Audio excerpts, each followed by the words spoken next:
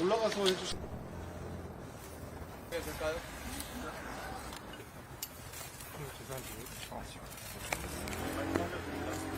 더 가까이 갔는데 보세요.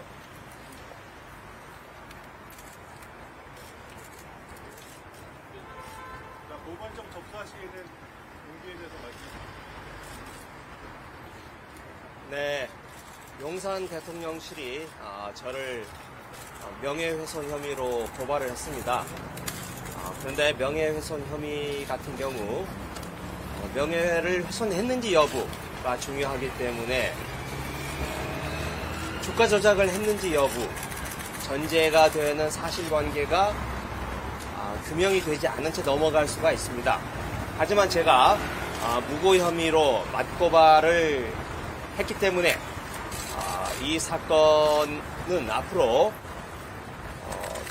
김건희 여사가 주가 조작을 했는지 여부가 먼저 전제 조건으로서 사실관계가 규명되어야 할 것입니다.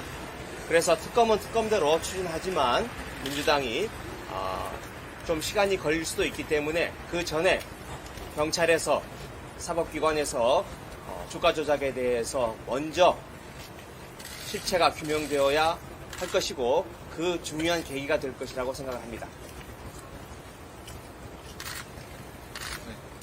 저도 한 말씀 드리겠습니다.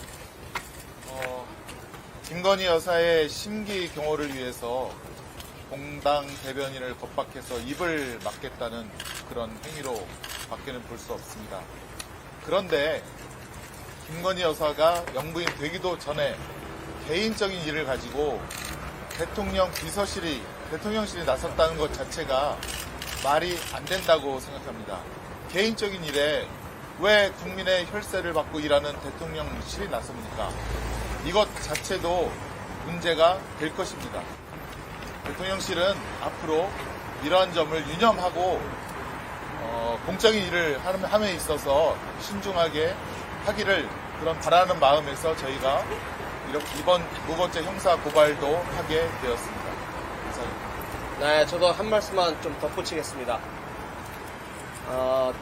용산 대통령실이 고소고발을 남발하고 있습니다. 특히 김건희 여사와 관련된 일이라면 쌍심지를 켜고 고소고발을 남발하고 있습니다. 이건 진실을 덮어버리기 위한 야당 정치인들의 입에 재갈을 물리기 위한 도구와 수단으로 쓰고 있다고 생각합니다. 하지만 고소고발은 용산만이 쓸 수 있는 전매 특허가 아닙니다. 법은 만인 앞에 평등합니다.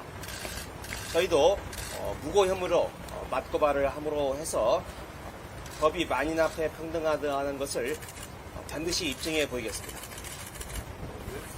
나와.